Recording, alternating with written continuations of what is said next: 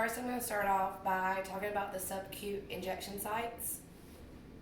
We have our abdomen, we have our upper back above our scapula, we have our upper posterior arm, we have our upper anterior thigh, and we have our upper gluteal area. When given an injection, you want to make sure that you rotate sides. So if you were given in the left abdomen, you want to give it into the right abdomen the next time. The reason we do this is because scar tissue can build up, there can be bruises, there can be other skin irritation, so we always want to make sure we rotate sides. We do not aspirate on sub-Q injections.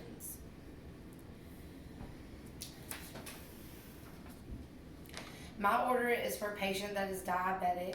She's going to get 10 units of R sub-Q every morning, so I'm going to make sure I give her 10 units of R. I'm going to check my order with my MAR. I'm also going to check my MAR for allergies. I'm now going to wash my hands for hygiene purposes. I'm going to grab my supplies. I'm going to get my Novolin R. I'm going to check my R since I pulled it from the shelf. I'm going to check my R with my MAR. I'm going to grab my syringe, my alcohol swab.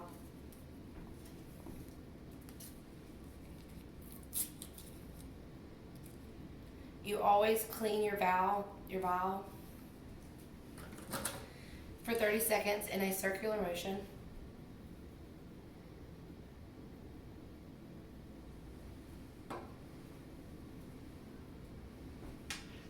This is for 10 units.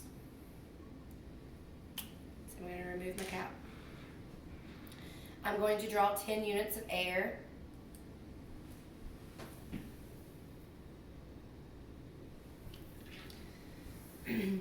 I'm going to insert the 10 units of air into my vial. Take my vial and I'm going to flip it upside down. I'm going to withdraw 10 units of R slow and steady to make sure there are no air bubbles.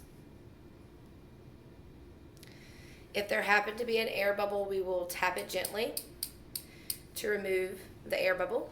There's no air bubbles now. It's 10. Now I'm going to demonstrate recapping my needle. You always lay it down, insert the needle while it's laying down, and put up. Recap. I'm going to go ahead and get another alcohol swab, and I'm going to grab a Band-Aid. I'm going to head towards my patient's room now. I can check my MAR with the door for the name. Also, when I walk inside, I'm going to make sure I clean my hands and I glove up. I'm going to ask my patient if they have any allergies. I'm also going to ask them to repeat their name and their date of birth. When I put my insulin up, I'm also going to check the MAR first. I am inside the room. I'm going to double check and make sure that I have my patient's date. I check my name and date of birth of my patient's wristband. I am also going to ask them where they had their previous injection at. If they had it on the left abdomen, I will give it on the right abdomen. I'm also going to check the MAR just to double check if the case they say wherever you want to give it's fine. So I'm going to double check the MAR to make sure that they previously had it in the right abdomen, and I'm going to give it in the left abdomen. I'm now going to gather my patient. I'm going to clean her abdomen. Also, abdomens have a better absorption rate than any of the other sub-Q locations. I'm going to wipe in a circular motion inside the circle, outward, for 30 seconds.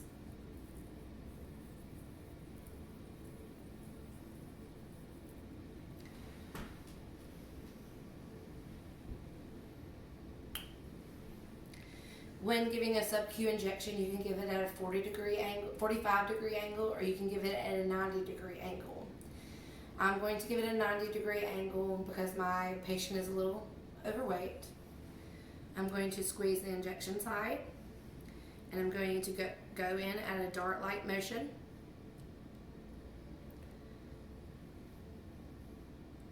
We do not aspirate on sub-Q injections. I'm going to throw that in the dart of the sharps. I'm going to put an alcohol swab, and then I'm going to put my Band-Aid on my patient.